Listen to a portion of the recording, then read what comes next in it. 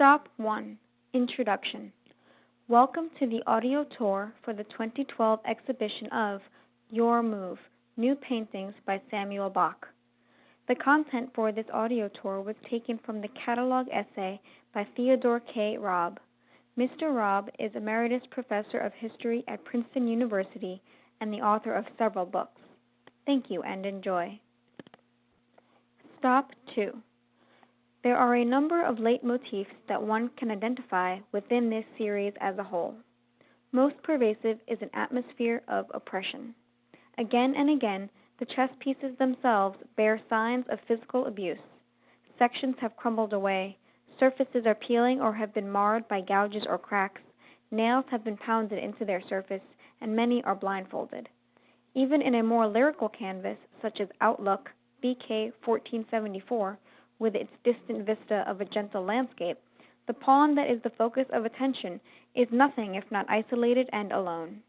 In the foreground, moreover, lies an area of devastation that contrasts sharply with the calm pastoral scene which, while perhaps the object of the outlook, remains dreamlike, far off, and probably unattainable.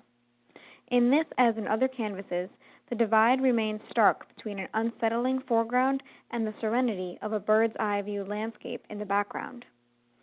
This airborne perspective, an invention of Flemish artists of the 16th century, conjures up the immensity and the beauty of the natural world, and it is conspicuous in a number of the chess paintings. But Bach seems to use such landscapes primarily as a way of distinguishing between an ideal, almost inaccessible tranquility and the far harsher reality in the foreground. Stop 3. One painting, Flagstaff BK 1472, seems especially close to the depictions of military standard-bearers by 16th century artists, and in the following century by such notables as Hendrik Goltzius and Jacques Callot. These were conspicuous figures on battlefields, famous for the encouragement that troops drew from their presence. Yet the mention of Callot reminds us that, although much in demand for his documentary depictions of armed conflict, the Frenchman is best known for his devastating series of engravings, The Miseries of War. If anyone can stand as an archetype for Bach's work, it is Callot. Stop 4. Like his great predecessor Jacques Callot, but through metaphorical allusion rather than direct comment, Bach is a relentless chronicler of the agonies, disillusion, and destruction that are the handmaidens of warfare. The subject matter may be obvious at first glance, but more often it requires a closer look. Take, for example, the canvas entitled Gray Eminence, BK 1495. The original Gray Eminence was the Capuchin friar, always dressed in gray, known as Father Joseph, who was a close advisor of one of the chief warmongers of the 17th century, Cardinal Richelieu. Father Joseph always worked in the background, hence the meaning of a shadowy, never fully visible figure. Bach, however, has his Gray Eminence front and center. The question is, to what purpose? Is he, a perfect unblemished pawn, the leader of the band of disheveled, ragged, bandaged pawns in the foreground, facing, through the archway, the powerful array of enemies at the top of the chessboard hill? Or is he, more likely, the emissary of those enemies, coming to accept the capitulation of the exhausted remnants of a fighting force? They have been defending the building in whose archway the Gray Eminence stands, and one of them holds a white flag of surrender.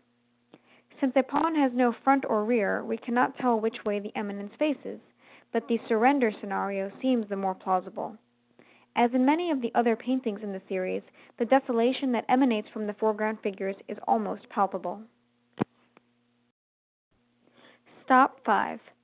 The enigmatic Crossing Shadows, BK 1468, poses many puzzles.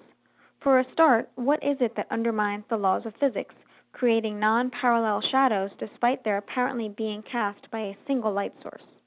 Also, why do the two pawns, which seem to have descended from the chessboard, resemble children's toys?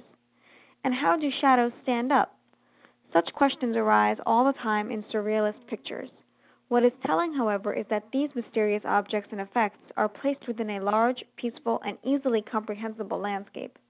It is as if nature herself functions as a kind of reproach to the tragic or impenetrable actions of mankind. Stop 6. Conclusion. It is worth noting that there are very few humans in these paintings.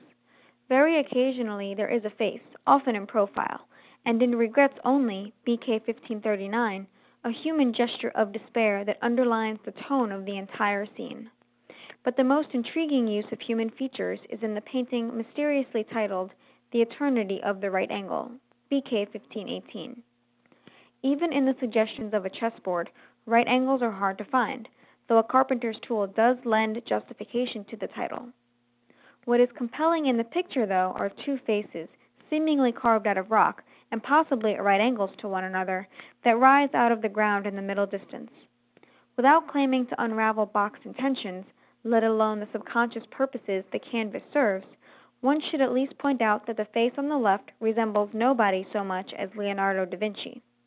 The Italian master, who also dabbled in mathematics, referred to right angles a number of times in his notebooks and treatises, and on one occasion offered his own proof of the Pythagorean theorem, whose basic element, the square, is made up of right angles.